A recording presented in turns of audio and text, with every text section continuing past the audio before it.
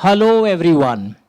तो आपने पहला टेस्ट लिखा है, जो नहीं लिखे हैं वो पछताएंगे, जो लिखे हैं वो तरक्की पाएंगे।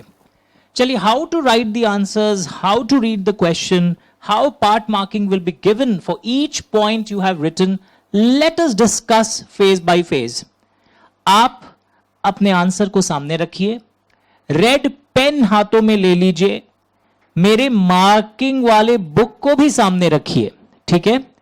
तो ये जो पहला क्वेश्चन आप देख रहे हैं, question number 1, okay. Now how you should read a question paper, that is also very very important. The information extracted from the audited financial statements of Smart Solutions Private Limited as on 31st March 2020 is as follows। क्या लिखा हुआ है? ये information जो audited financial statements का है, इस private company का, प्राइवेट कंपनी, तो ये when I read a question paper I must mark it कि ये प्राइवेट कंपनी पर बेस्ड है। इसकी paid up equity share capital, इतने इक्विटी शेयर्स हैं, इतने रुपए की है, 50 लाख रुपीस का इसका paid up equity share capital है, divided into 5 lakh equity shares of ₹10 each. उसके बाद कोई change in paid up capital नहीं हुआ। Next, the turnover is 200 lakhs। It is further understood that NICE Software Limited, which is a public company, ऐसा कुछ दिख रहा है? Just a second. Yes. कि NICE Software Limited, which is a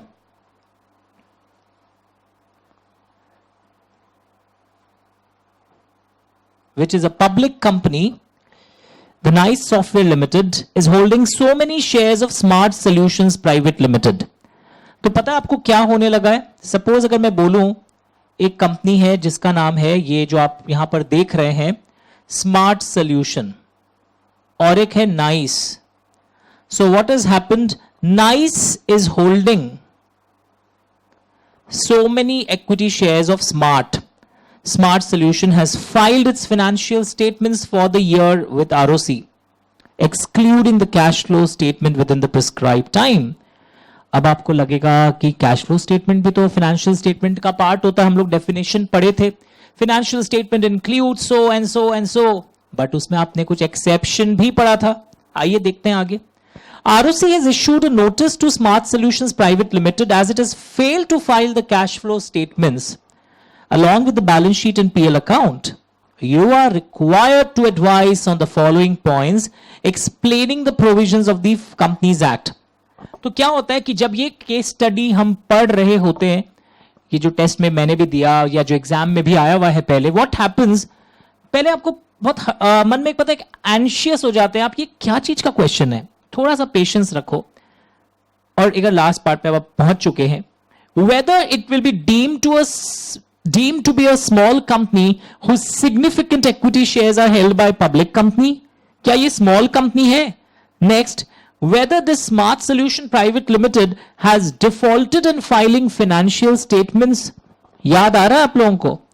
तो इसके आंसर्स कहां मिल सकते हैं सर? मैं दिखाता हूं, इस सेम क्वेश्चन मेरे किताब में भी था, जो आप यहां से देखेंगे, सेम क्वेश्चंस हम लोगों ने डिस्कस भी किया था क्लास में। तो सबसे पहले ये question is based on small company, आप क्वेश्चन पेपर पर लिख सकते हैं। ये मेरे ही किताब का क्वेश्चन था, दैट इज पेज नंबर 21। तो अब इसके आंसर फ्रेमिंग में कैसे कैसे मार्क्स आपके कटेंगे या कट चुके होंगे, आइए एक एक करके देखते हैं हम लोग। सबसे पहले, small company is a private company, अगर आप डेफिनेशन में ये भी लिखे हो राइट है, या आप अदर देन पब्लिक कंपनी लिखे हो वो भी राइट है। तो small company is a private company whose paid up share capital do not exceed 2 crores and turnover do not exceed 20 crores। आपने लिखा है तो बहुत अच्छी बात है। सर मैंने 50 lakhs and 2 crores लिख दिया, मैंने पास सोल्यूशन पढ़ा है सर ICAI या ICSI या CMA इंस्टीट्यूट के वेबसाइट पर, सर 50 lakhs and 2 crores है, आप रॉन्ग बोल रहे हैं। अमेंडमेंट हो गया, मैंने पहले भी बताया था आपको, तो आपके आंसर्स में ये आने चाहिए।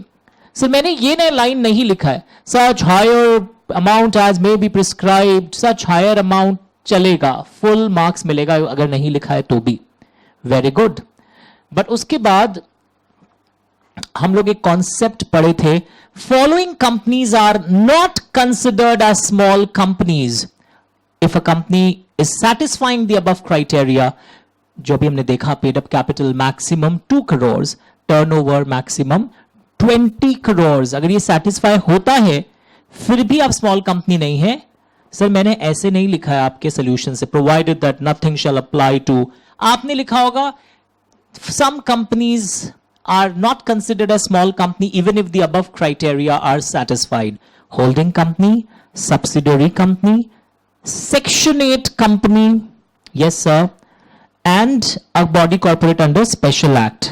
ठीक है, क्वेश्चन अब मेरा क्या है, whether Smart Solution is a small company whose significant equity shares are held by a public company. तो आपको बताना पड़ेगा यहां पर that Smart Solutions Private Limited is not a subsidiary of, ये लाइन आपने कंक्लूड किया है, of the Nice Software Limited. So it is not that type of company कि आप उसको exclude कर दे from the definition of small company. Okay, यहां पर याद रखिएगा, आप जब मैं बोल रहा हूं कि क्या आप सब्सिडरी हैं उस पब्लिक कंपनी के भी, नहीं है, इसके लिए मैं होल्डिंग सब्सिडरी के डेफिनेशन को थोड़ा टच करके आंसर में एक्सप्लेन कर सकता हूं। When a company holds more than 50% equity shares of another company, voting power of another company, then holding subsidiary relationship comes into picture. पूरा डेफिनेशन दरकार नहीं है, जस्ट बिकॉज मुझे ट्रिगर लिमिट्स शो करना है। तो 2 लाख और 5 लाख, ये जो रेशियो आप देखोगे, 5 लाख में से 2 लाख इक्विटी शेयर्स, मेरा मोर देन 50% वोटिंग पावर नहीं आ रहा है। So therefore it is not a subsidiary, it's a private company, it's still a private company. So what is this line, deemed to be a small company whose shares are held by public company? कहीं ऐसा तो नहीं है कि आपको फिर, क्योंकि एक पब्लिक कंपनी आप में आपकी होल्डिंग अगर बन जाती है, अगर एक पब्लिक कंपनी प्राइवेट कंपनी की होल्डिंग कंपनी बन जाती है तो वो प्राइवेट कंपनी भी क्या माना जाता है, deemed to be a public company. यहां ऐसा नहीं हुआ है।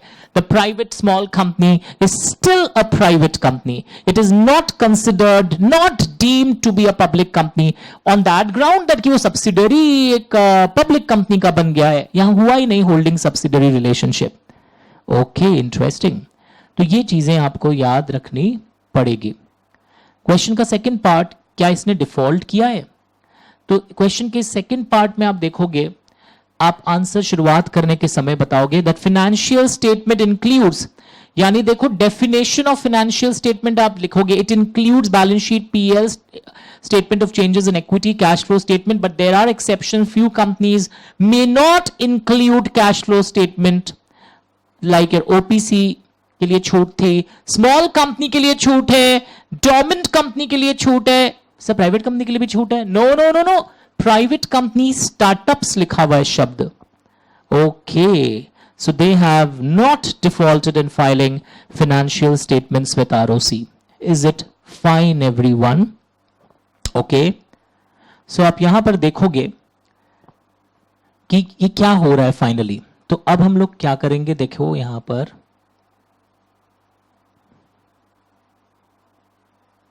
I'll just show it to you. इस आंसर में हम लोग कितने मार्क्स दिए थे टेस्ट क्वेश्चंस में? 5 10s 50, all questions were of 5 marks each. तो अगर 2.5 मार्क्स का क्वेश्चन है, सर मैंने स्मॉल कंपनी का डेफिनेशन लिख दिया था 2 करोड़ एंड 20 करोड़ वाला clause, but I did not talk about the exceptions. तो अगर आप एक्सेप्शंस के बारे में नहीं बता रहे हो तो मार्क्स कटेगा, 2.5 में से 1 मिलेगा। सर मैंने वो सब्सिडरी वाला क्लॉज भी ठीक से समझाया नहीं, सिर्फ स्मॉल कंपनी का डेफिनेशन और एक्सेप्शंस ही लिखा है, you will get 1.5 only, because final conclusion आप अगर नहीं देते हैं, क्या वो एक ऐसी स्मॉल कंपनी मानी जाएगी जिसमें शेयर्स पब्लिक कंपनी का होल्डिंग बहुत बढ़ गया हो, जिसके कारण से वो अपना प्राइवेट कंपनी का स्टेटस लूज कर जाए? ऐसा हुआ नहीं है यहां पर। Whether smart solutions private limited is defaulted, नहीं, नो तो बहुत लोग लिखे हैं, नो डिफॉल्ट इट्स एग्जेम्प्टेड, पर पहले मैं फाइनेंशियल स्टेटमेंट के डेफिनेशन को भी यहां पर रिफ्लेक्ट करूंगा। सर मैंने डेफिनेशन रिफ्लेक्ट नहीं किया, मैंने सिर्फ एक्सेप्शन के बारे में बता दिया है। तो आपको 2.5 में 1.5 ही मिलेगा, बिकॉज आपको पहले बताना चाहिए था financial statement includes these items and then you should have talked about that in this case, since it is a small private company, it is coming under exception. So exception में OPC था, small company था, dormant company था. अब आप बोलोगे private company, no, private company startups थे. तो ये चीजें अब हमारी clear हो चुकी है. Is it fine? Very good. Come to the next question, number 2 and 3. Start reading, everyone. Harry Limited is a company registered in Thailand. It has no place of business established in India. It is doing online business through telemarketing in India. Main server for online business is outside India. पर India में ये online business करता है. तो वैसे तो आप सब क्वेश्चन देखकर समझ गए सर ये तो फॉरेन कंपनी का क्वेश्चन है, बट मार्क्स कब मिलेगा वो चैलेंज हमारे लिए अभी भी बना हुआ है. देखो ध्यान से. सबसे पहले foreign company means a company और body corporate outside India, registered outside India is a very important point जो मैंने भी फर्स्ट बोल के लिखा है. And having a place of business in India physically और ऑनलाइन और carrying on any business activity in India. ये आपके आंसर्स में आया है या नहीं आया पहले देखो. तो ये 5 मार्क्स के लिए मुझे लगता है ओवर प्राइस्ड क्वेश्चन था. It should have been asked for 3 marks only. ठीक है, कई बार होता है सर सेक्शन नंबर में नहीं लिखा था पिछली बार भी, according to section 2 clause so and so, section 2 clause so and so. कोई प्रॉब्लम नहीं है. सेक्शन नंबर नहीं लिखा, कोई प्रॉब्लम नहीं है. बट ये लैंग्वेज आप लिख रहे हो foreign company means a company और a body corporate incorporated outside India and having a place of business activity physically और online portal से यहां पर इनके कोई business activity है, याद रखिएगा. ओके, नाउ यहां पर अगर मैं 5 मार्क्स के क्वेश्चन की बात करूं, ये जो लोग हैं ना ये बस इतना ही लिख के आते हैं incorporated outside India. People miss a fundamental. अगर आपने ये नहीं लिखा है it has a place of business in India either physically और doing any business activity in India in online mode, बहुत बड़ा पाप है. मैं तो इनफैक्ट 0 भी दे दूं अगर आपने फिजिकल बिजनेस और ये भी लिखा हुआ होना चाहिए था ऑनलाइन बिजनेस एक्टिविटी अगर आपका नहीं हो रहा है तो I may give you 0 also. तो इसलिए वॉट यू शुड रिमेंबर, ये मेन फंडामेंटल जरूरी है. फिर इन्होंने लिखा है इलेक्ट्रॉनिक मोड, ये एक्स्ट्रा लाइन है. सर अगर मैंने ये इलेक्ट्रॉनिक मोड वाला पार्ट आंसर में नहीं लिखा है आपके 1 मार्क्स कटेंगे. दैट अकॉर्डिंग टू रूल्स, ये रूल्स के पूरे नाम याद करने जरूरी नहीं है. According to rules electronic mode means carrying out electronically any business whether the main server is located in India और नॉट, कोई फर्क नहीं पड़ता है. If it is carrying out a business electronically, even if the main server is not located in India, it is still considered that it is doing online services. Okay. So therefore, it is treated as a foreign company. Sir, मैंने ये electronic mode वाला part answer में नहीं लिखा है, तो आप और बाकी सब लिखा है सर, तो आप अपने आप को 5 में 4, 3.5 दे दीजिए. 5 मत दीजिएगा, बिकॉज ये लाइन एक वेट कैरी करता है जब पेपर चेक होने जाता है. तो one thing what we have seen, section numbers not very important. Another thing, according to companies act source जरूर दिखाना चाहिए. कई बार क्वेश्चंस को दूसरे एक्ट पर बेस्ड होते हैं, तो according to that particular act source is very important. कई बार आपको रूल्स के पूरे नाम याद नहीं है, जैसे companies registration of foreign companies rules, you don't know the name, पर कम से कम according to the rules made by MCA ऐसा एक रेफरेंस दे देना चाहिए. तो लगता है कि yes your answer has a spinal cord जो आपके आंसर्स को अट्रैक्टिव बना देता है. तो सर मैं कितना दूं, मैंने सिर्फ डेफिनेशन पूरा राइट लिखा है, आप अपने आप को 3 दे दीजिए. सिर्फ 2 मार्क्स क्यों काटा, क्योंकि कई बच्चे कंक्लूजन करना भूल जाते हैं. State the status of this company Harry limited, so therefore the status of the company is treated like a foreign company. Okay, very good. तो हमने ये क्वेश्चन अभी अभी यहां पर देखा. अब हमारा नेक्स्ट क्वेश्चन क्या था सर? नेक्स्ट क्वेश्चन था क्वेश्चन नंबर 3. चलिए शुरू करते हैं पढ़ना. Mister Raja along with his family members is running successfully a trading business. मैं वापस बोल रहा हूं, mister Raja is running a trading business. He is capable of developing his ideas and participating in the marketplace. Okay. To achieve this, he formed a single person economic activity in the form of a OPC with his brother as his nominee. यानी OPC पर based question है, इतना तो हम लोग समझते ही हैं पढ़ने के बाद.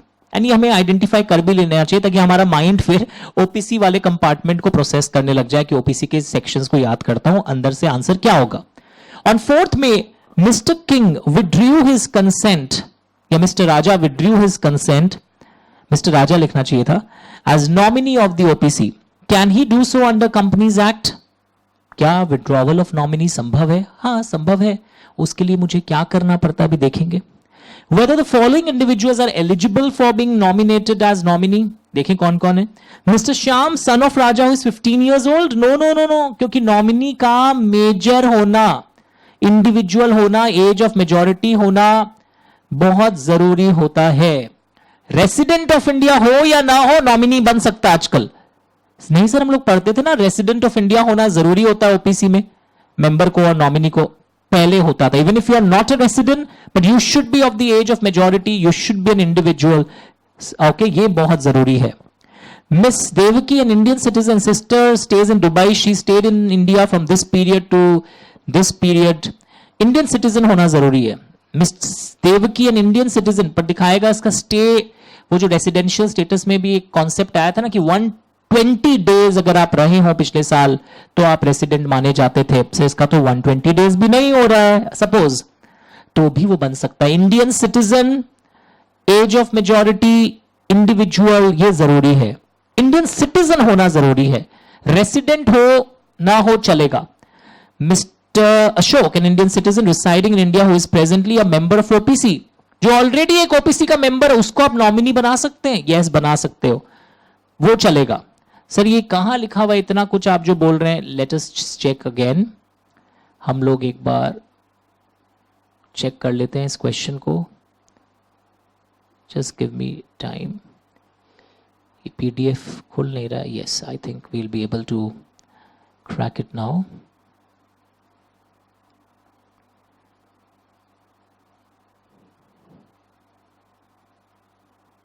यस, कम.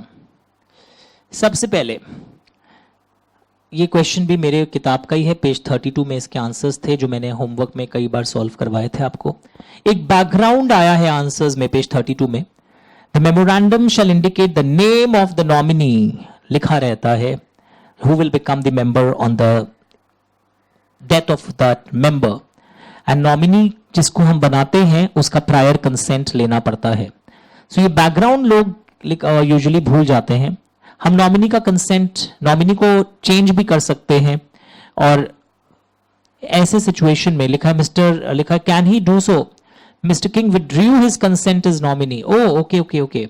किंग तो नॉमिनी का नाम था, राजा तो मेंबर था, किंग नॉमिनी का नाम था. तो क्या वो नॉमिनी अपना कंसेंट विड्रॉ कर सकता है? यस. आपको लग रहा होगा एक बार जो कमिटमेंट दे दी कैसे होगा, पर ओपीसी में हम लोग पढ़े थे nominee can withdraw his consent by giving a notice in writing to the sole member and to the OPC.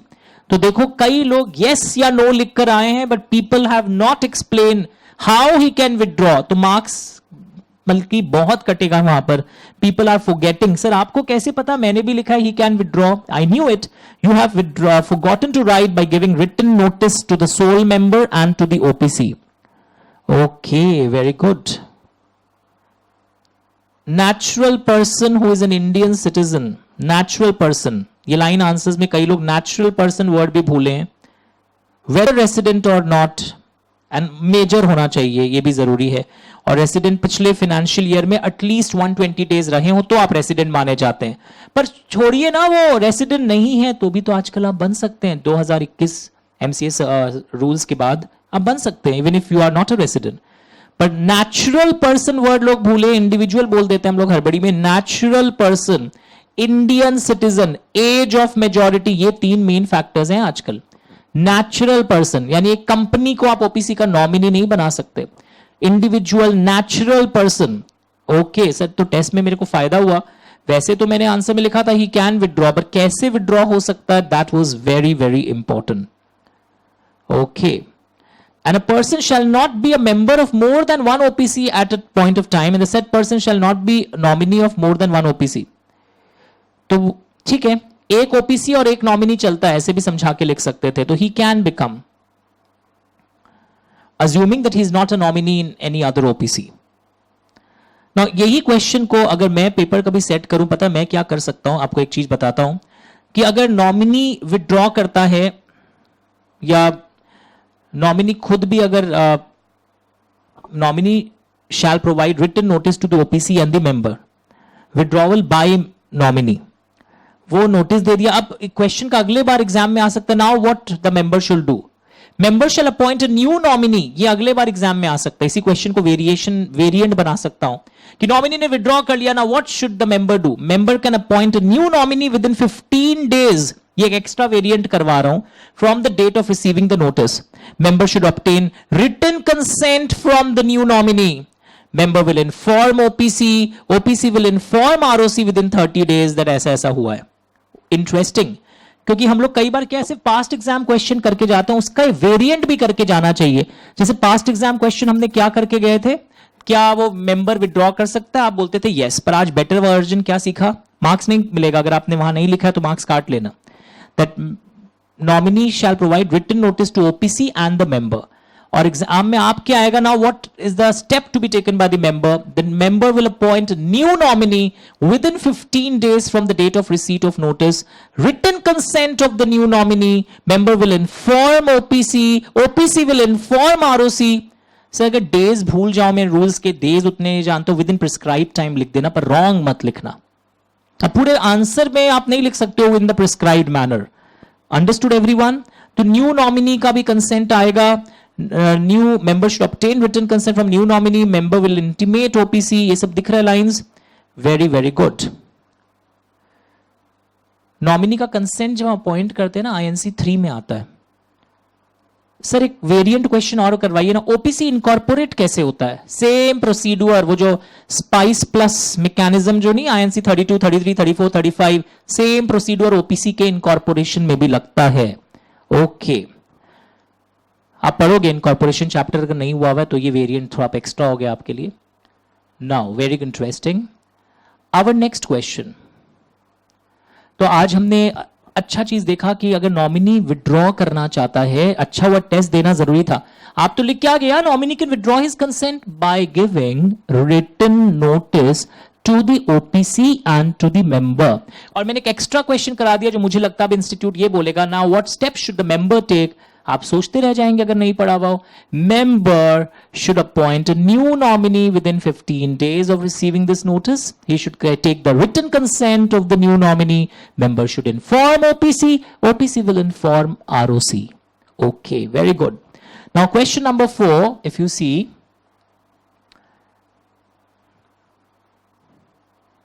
Question 4 में क्या है चेक करो, फुल पेज कर दीजिएगा, बच्चे पढ़ रहे हैं. ये एक सेक्शन 8 कंपनी पर क्वेश्चन है जो ऑब्जेक्ट है promoting cricket. The club had been earning surplus. Okay, इसके अफेयर्स फ्रॉड्यूलेंटली कंडक्ट हो रहे थे. ओ सेक्शन 8 कंपनी गड़बड़ कर रही थी, मेंबर ने कंप्लेन कर दिया कि फ्रॉड हो रहे हैं यहां, इसका लाइसेंस कैंसिल होना चाहिए. तो अब तुमसे पूछा गया एग्जाम में, क्या लाइसेंस इसके कैंसिल हो सकते हैं? आप बोलोगे हाँ ग्राउंड्स तो थे कैंसिलेशन के. इसमें आपको एग्जाम में यह भी पूछा गया, क्या इस कंपनी की वाइंडिंग अप ऑर्डर हो सकती है? ओके. फिर आपको एग्जाम में यह भी पूछा गया, क्या ये दूसरे कंपनी के संग मर्ज हो सकता है? 3 पार्ट्स हैं और इन तीनों के आंसर्स पता है, यस नो आपको आता होगा जो एमसीक्यू में तो काम आ जाएगा. But now 3 paths are there in this question. क्या लाइसेंस रिवोक हो सकता है? क्या ये कंपनी वाउंड अप हो सकती है? क्या इसका मर्जर हो सकता है? तो सर मैं इसको अब कैसे करूं, मैं आपको टेक्निक दिखाता हूं.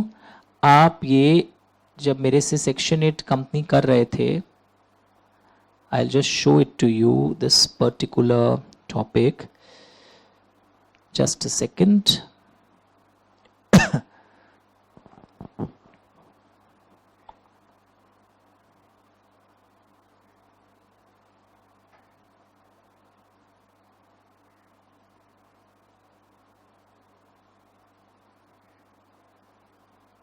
we'll be back in 10 seconds. Yes. तो section 8 company layout. Now section 8 company में क्या देखा था हमने? Central government may revoke the licence granted to a company. ये समझाना है on what grounds. If the section 8 company contravenes companies act. Number 2, conditions subject to which license was given. Number 3, the affairs of the company are conducted fraudulently.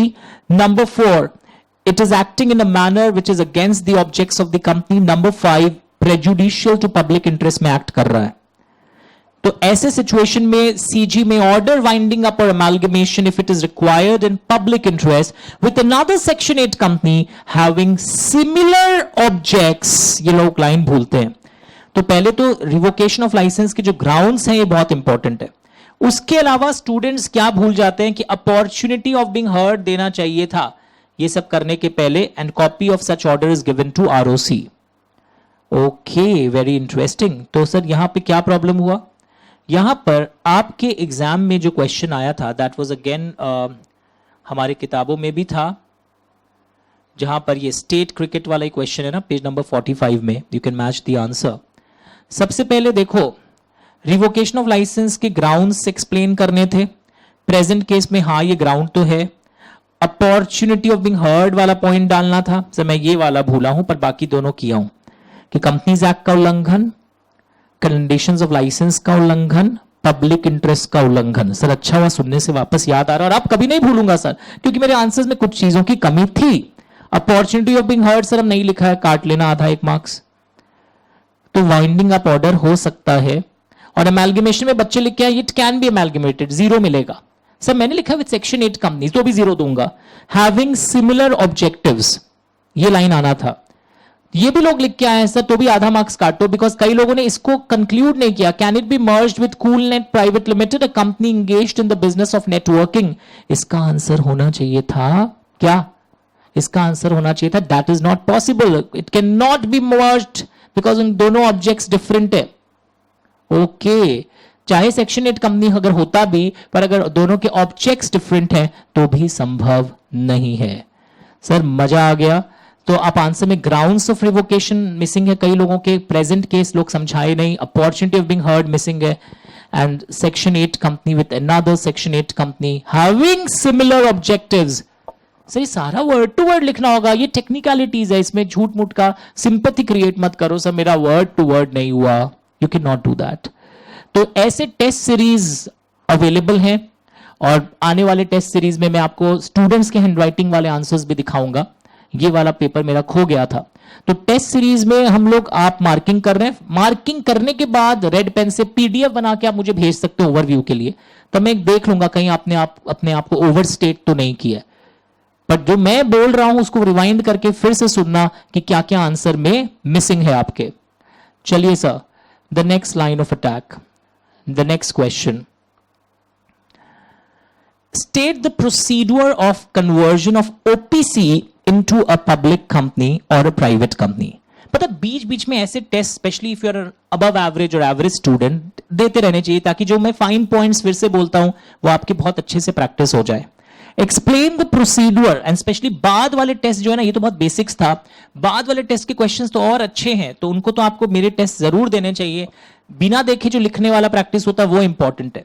Classroom में बस जो copy करते रहते हो अब हमारा बोर्ड वर्क देखकर, that वो कुछ काम नहीं आने वाला. वो सिर्फ आपको ऊपर से सेटिस्फैक्शन होता है टीचर की क्लास नोट्स कितनी बढ़िया है. ये जो मैं करवा रहा हूं ये मेरा और आपका एक कंबाइंड एफर्ट है कि मैं आपको वापस पिन पॉइंट कर रहा हूं एरियाज जहां आप मिस्टेक्स कर रहे थे.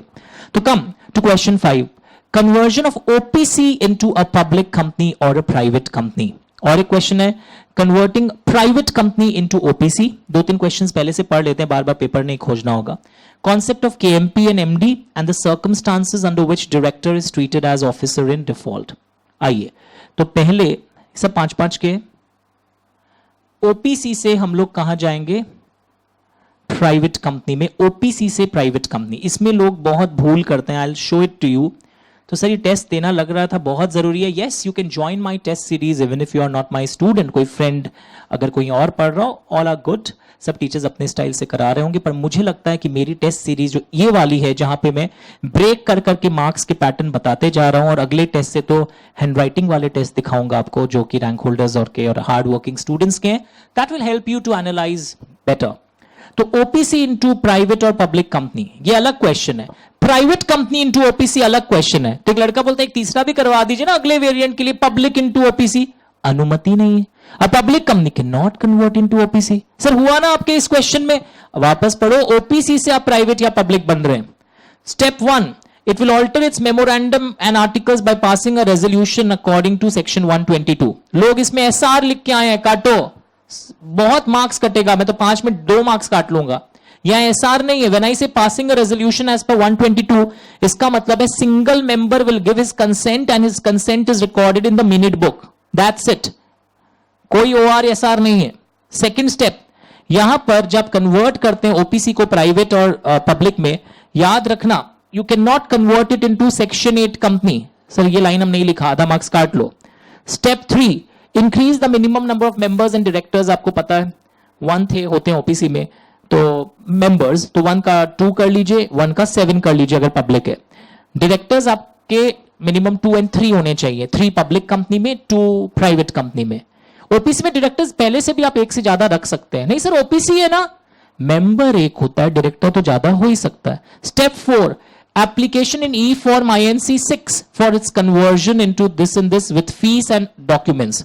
सर अच्छा हुआ टेस्ट दे दिया, क्योंकि टेस्ट देने के समय पता चला मैंने बहुत रॉ आंसर्स लिखे थे, पर आज पता चला alter memorandum and articles by passing resolution according to section 122. अगर याद रहे, वरना लिखो single member will pass the resolution and record it in the minute book. Second step, it cannot be converted into section 8 company. Third step, increase the minimum number of members and directors. Fourth step, application in e-form INC 6, okay, for conversion with prescribed fees and certain documents are attached. अगर याद रहे तो documents को भी show off कर देना. And accordingly, step 5, after these paperwork and all these documents are electronically filed, basically, ROC may approve the form and issue the certificate of conversion कि अब आपका नया ऐसा होगा, आपकी कंपनी अब एक पब्लिक या प्राइवेट दिखाई देगी. Sir this was really good. Yes, ये करना बहुत जरूरी है. लोगों का प्रॉब्लम, पढ़ते जाते हैं मैराथन रिवीजन 10-10 घंटे का. अरे ऐसे 10-10 घंटे क्या काम के जो आपको तरीका नहीं सिखाए. तो आज के बाद सारे टेस्ट सीरीज आपको देने हैं, और you can join us if you haven't joined us for the full course. आप EduDost ऐप में ज्वाइन कर लीजिए. स्पेशली इस जो एग्जाम 2 महीने बाद है उसके लिए हम एडमिशन नहीं ले रहे हैं, पर जो एग्जाम 7 महीने बाद वाले एग्जाम है उनके लिए एडमिशंस खुला है टेस्ट सीरीज का. जैसे जैसे टेस्ट होगा सोल्यूशन एक एक का चेक करके नहीं मिलेगा, पर इस तरह से मैं रिवाइज कराते हुए सोल्यूशन दूंगा. टेस्ट सीरीज में मेरे रिवीजन वीडियोस आपको मिलेंगे, कुछ इंपॉर्टेंट टॉपिक्स का एक्सपोजर मिलेगा, लाइव यूट्यूब ऑनलाइन कर पाएंगे, कभी जूम सेशन लूंगा तो वो भी आप कर सकते हैं. ओके. टेस्ट के पेपर्स आप डाउनलोडेबल मोड में नहीं मिलते हैं, वो टेस्ट पेपर्स ऐप में आता है, वहां से आपको पढ़ पढ़ के देना है. You can not download the test. चलिए नेक्स्ट है private company into OPC. Convert हो सकता है, but section 8 private company can not convert into OPC. Private company अगर ओपीसी में कन्वर्ट होगा, special resolution in general meeting is passed. Okay. No objection in writing before passing the resolution. Oh very interesting line. देखो मैंने step 1, 2, 3 लिखा है. मैंने 1 बोला section 8 company can not convert. Step 2 actually है no objection in writing from members and creditors. Step 3 actually है SR in GM. Step 4 है MGT 14 within 30 days of passing SR. Step 5 is INC 6 plus prescribe fees and lot of documents are attached. अगर ये documents की list याद हो तो लिखिएगा. And step 6 ROC will finally satisfy itself that all formalities are over and then issue the certificate कि अब ये कंपनी ऐसी मानी जाएगी. सर मजा आ गया. तो यानी कि अगर मैं बोलूं कि आप एक प्राइवेट कंपनी है और ओपीसी में कन्वर्ट होने जा रहे हैं, चेक करो आपके आंसर्स में इस तरह के स्टेप्स थे या नहीं थे.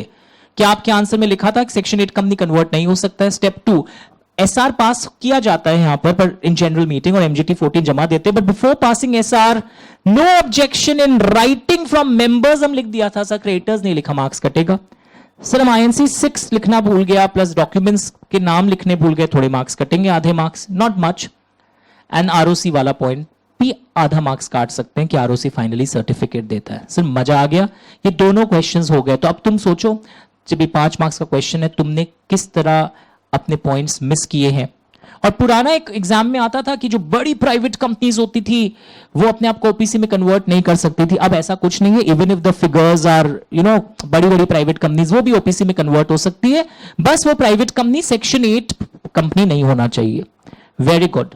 हमने नेक्स्ट क्वेश्चन जो हमारे टेस्ट में आया था, जो हमने पढ़ के आए थे यहां पर, केएमपी का और मैनेजिंग डायरेक्टर का definition we were observing. Definition of KMP and managing director.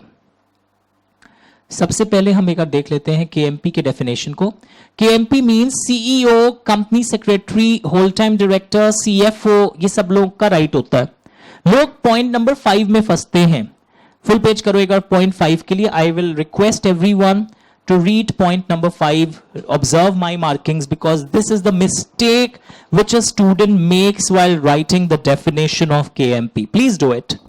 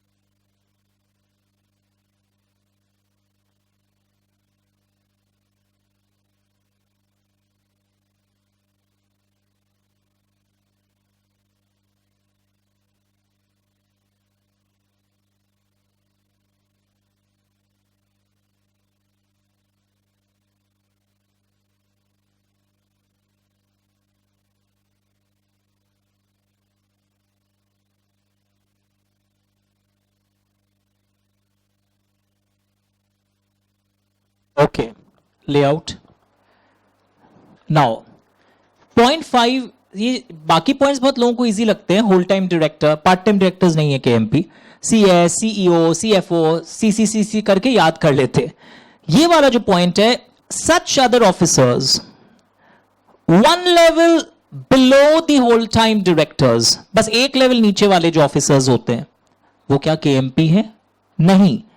If designated as KMP by the board, यानी तुम क्या सोच रहे हो? Officers one level below the whole time directors are KMP. Not necessarily.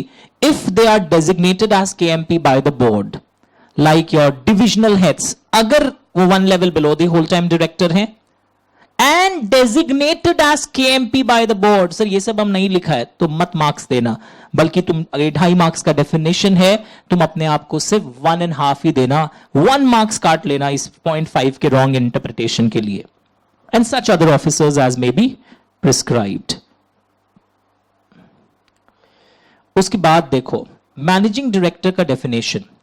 A director who has substantial powers of management, मैंने बताया था ये वर्ड आंसर में आना चाहिए। और फिर और एक चीज जो आंसर में आना चाहिए, some powers are not considered as substantial powers. The power to do administrative acts of routine nature like affixing common seal, signing checks, signing share certificate, directions for registration of share transfer, these are not substantial powers. Sir हम substantial powers of management तो लिख दिया, पर जो substantial powers नहीं है वो answer में नहीं दिखाया, 1 मार्क्स काट लेना। और एक चीज जो इंपॉर्टेंट है, जो थोड़ा सा मतलब आइसिंग ऑन द केक होगा, a director who by virtue of articles or agreement with the company or by resolution in general meeting or by its board is given, यानी इसके सब्सटैंशियल पावर्स बोर्ड रेजोल्यूशन से आए होंगे, या share holders resolution pass करके, या articles में लिखा होगा, या इनके संग कॉन्ट्रैक्ट हुआ होगा। बट फिर भी जो मेन आंसर है सब्सटैंशियल पावर्स ऑफ मैनेजमेंट क्या है और क्या नहीं है। और मैंने सब्सटैंशियल पावर्स ऑफ मैनेजमेंट के बारे में एग्जांपल दिया था। फॉर एग्जांपल, आपके कंपनी का मार्केटिंग का एक बजट है, तो एमडी डिसाइड कर सकता है कि कब खर्चा करना है, अभी खर्चा कम करना है क्योंकि पैंडेमिक चल रहा था सपोज उस साल में, तो they have that substantial powers. एक बार बजट अप्रूव कर दिया बोर्ड, पर कब खर्चा करना है, कौन से मोड को चूज करना है बजटिंग मार्केटिंग एक्सपेंडिचर के लिए, तो उसके पास ये सब्सटैंशियल पावर्स ऑफ मैनेजमेंट हैं। पर ये जो 4 पावर्स मैंने आपको बोले सर, इसमें से मैंने 2 ठो लिखे हैं, तो आधा मार्क्स काट लेना क्योंकि 2 नहीं लिखा। पर कम से कम ये शो ऑफ करना जरूरी होता है दैट कुछ कुछ चीजें जो administrative acts of routine nature की होती हैं वो सब्सटैंशियल पावर्स नहीं होता। तो अगर ये 2.5 मार्क्स का डेफिनेशन है, तो अकॉर्डिंगली आप समझ रहे हैं मेरे बोलने के अनुसार क्या आपको कैसे मार्क्स यहां पे डिडक्ट करना चाहिए था। सर और बताइए, उसके बाद मैं अगर आपको ये शो करना चाहूं इसी पेज में, ऑफिसर्स इन डिफॉल्ट, एक नेक्स्ट क्वेश्चन आपके पेपर में था, who are considered as officers in default. तो देखो, ऑफिसर्स इन डिफॉल्ट का अगर डेफिनेशन समझाने आता है जो एक ही बार एग्जाम में आया हुआ, very soon it will be repeated. They are those officers basically who are liable to penalty और पनिशमेंट बाय इम्प्रिजनमेंट, फाइन और पेनल्टी जिन पर लगता है। पहले शुरुआत ऐसे करनी चाहिए। लिस्ट दिया हुआ है, होल टाइम डायरेक्टर्स, केएमपी, इसमें सबका राइट हो जाता है सर, होल टाइम डायरेक्टर्स होते हैं, केएमपी होते हैं। Where there is no KMP, such director जिनको बोर्ड स्पेसिफाई कर दे as officers in default, and वो लोगों ने भी अपना कंसेंट दिया हो, बिकॉज बोर्ड के स्पेसिफाई करते ही वो ऑटोमेटिकली, कहां गया लैंग्वेज, ऑटोमेटिकली वो ऑफिसर इन डिफॉल्ट नहीं बन जाएंगे। किसी को बोर्ड बोल दे तुम ऑफिसर इन डिफॉल्ट हो, वो जबरदस्ती उसको आप नहीं बना सकते। He must have given his consent कि ठीक है मैं एक पार्ट टाइम डायरेक्टर हूं, पर मैं पार्ट टाइम डायरेक्टर भी ऑफिसर इन डिफॉल्ट हो सकता है। अगर हमारे कंपनी में नहीं है केएमपी वेएमपी, तो अगर बोर्ड ने उनको बोला है कि आप ये ऑफिसर इन डिफॉल्ट है, वो भी अग्री किए हाँ मैं जिम्मेदारी निभाऊंगा, तो पॉइंट 3 में देखना लोग क्या लिख के आए हैं। 1 और 2 सबका राइट हुआ है, होल टाइम डायरेक्टर केएमपी सब लिखे हैं। 3rd में लोगों ने गलती किया है, लिखा है where there is no KMP other directors.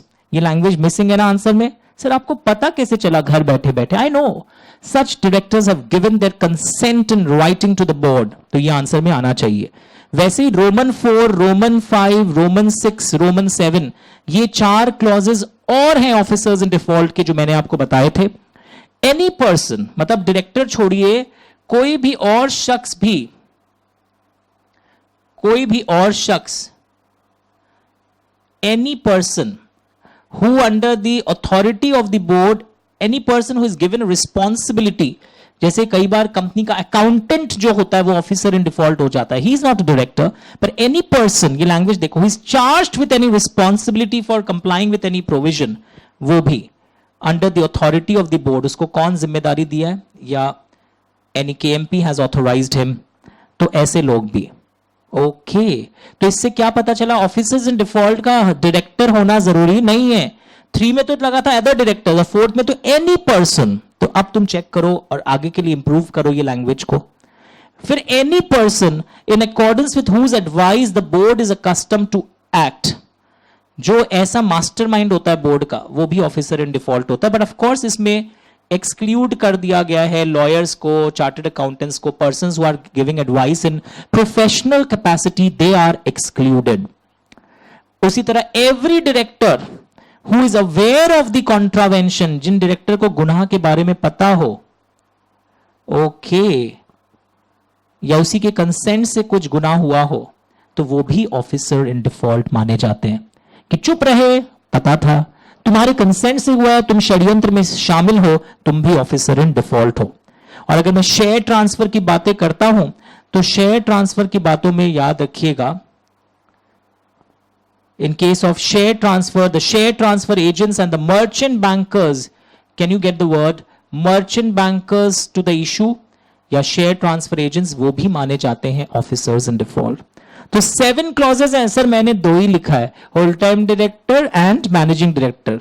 5 में हाफ दो, 1 भी नहीं, क्योंकि ये जो 3, 4, 5, 6, 7 ये को जो समझा पाया है वो पाएगा 4.5, 5। Sir so it's very challenging. कोई बात नहीं सर, मार्क्स कम आया कोई बात नहीं, अच्छा ना मैंने भूल सुधारा। तो ऐसे अगर तुम 7-8 टेस्ट दे दोगे एग्जाम में यहीं से क्वेश्चन आ जाएंगे। वैसे मैंने शायद 10 अलग अलग 4-4 चैप्टर का टेस्ट बनाया है और 2 से 3 फुल टेस्ट बनाए हैं लॉ में, तो 13 टेस्ट हो जाएंगे बेसिकली।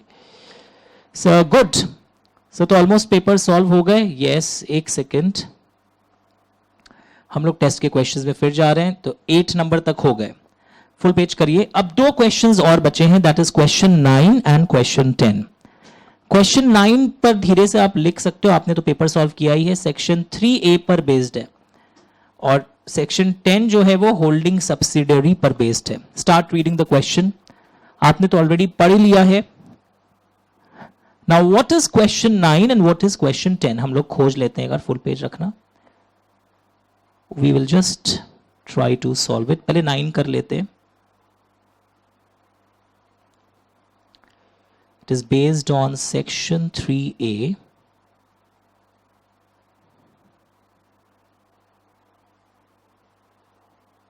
Just a second.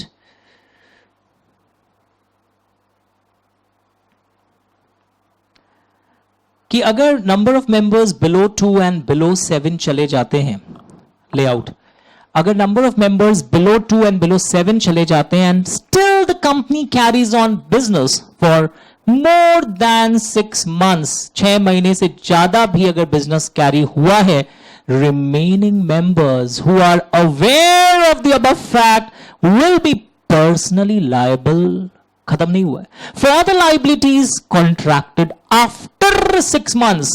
सही क्या बोल दिए, ये देखिए अलग अलग इंक के, फुल पेज करो। अब आपके मार्क्स कैसे कटेंगे मैं बताता हूं। इस पे भारी मार्क्स कट सकते हैं क्योंकि मीनिंग चेंज हो जाएगा, कुछ भी आप उल्टा फुल्टा लिखते हो। आप लिखते हो number goes below 2 and below 7 and the company carries on business, remaining members are personally liable. मैं तो 0 दूंगा क्योंकि एक तो दिखाना होगा बिजनेस 6 महीना के बियॉन्ड कैरी हुआ है। Okay, remaining members were aware of the above fact. Sir मैंने अवेयर लिखा है, मैंने लिख दिया था पर्सनली लायबल, तो भी 0 मिलेगा क्योंकि लाइबिलिटीज आफ्टर 6 months वाले के लिए इनकी लाइबिलिटी ऐसी होती है। तो यहां पर क्या हुआ था in this particular question, full page, start observing. हमेशा पहले लीगल पार्ट समझाओ सेक्शन 3A का, नंबर याद नहीं है तो जो भी। आप 30 अप्रैल को all the shares of X were sold to Y, तो नंबर्स ऑफ मेंबर्स तो कम हो गए। 30 अप्रैल, दिसंबर 19 में यानी कि 6 महीने बाद इन्होंने और लोन लिया है, तो ये बेसिकली 5 लाख रुपया जो 6 महीना के बाद लिए गए हैं, इसके लिए पर्सनल लाइबिलिटी होगी, पर सबकी नहीं, for remaining members who are aware of the above fact। Okay, तो आंसर में अब आप समझ रहे हो। तो देखो, अगर ये लोन इतने तारीख को ले लिया जाता तो कंपनी की लाइबिलिटी होती, पर क्योंकि आपने बाद में लिया है तो remaining members who are aware of the above fact will be personally liable. Interesting sir, yes. तो चेक हुआ। And the last part of this particular test series is holding and subsidiary का वो question, वो definition जो आपने कई बार सुना है, अभी आप फिर से देखेंगे।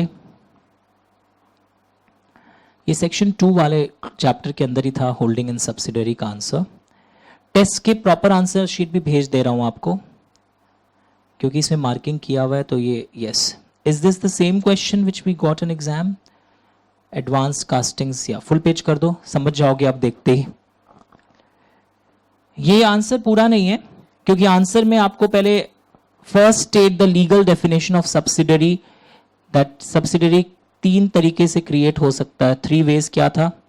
Holds more than 50% voting power, controls composition of BOD, and when a company along with its subsidiary or through its subsidiary, याद आया आपको, holds more than 50% of the voting power of another company, यानी कि यहां पर unique machineries private limited अपने subsidiaries quality and supreme के through advanced castings का मोर देन 50% इक्विटी होल्ड कर रहा है, इसलिए advance casting is subsidiary of unique, it is not a subsidiary of quality and supreme. Full page करिएगा बच्चों के लिए। और controls the composition of board जब आएगा ना एग्जाम में, तो आपको कंट्रोल्स द कॉम्पोजिशन का मीनिंग भी समझाना पड़ेगा. That by virtue of agreement it can appoint majority or remove majority or all directors of the board. तो मार्क्स कहां कटेंगे आपके यहां पर लिख लीजिएगा. if the definition is not explaining explain composition of board also. explain composition of board. Sir मैंने तो वो किया ही नहीं. मार्क्स काटिए, 1.5 मार्क्स काटिए, 1.5 मार्क्स तो कटेगा ही फिर. एंड ये डायग्राम आपको नहीं बनाना है, तो क्लास में हम लोग समझाने के लिए बनाए थे. You should have explain these lines. When a company through its subsidiary holds more than 50% of the equity shares of another company, then that another company is subsidiary of the first mentioned company. Full page kar do. So this is basically explaining subsidiaries definition, explaining the clause composition control. तो अगर आपने नहीं किया है तो marks कटेगा.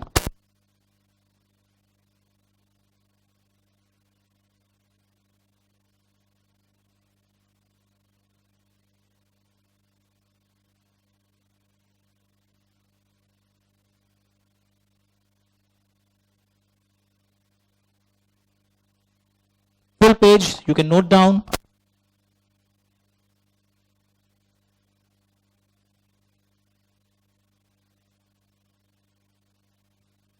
Okay, so all the questions have been solved.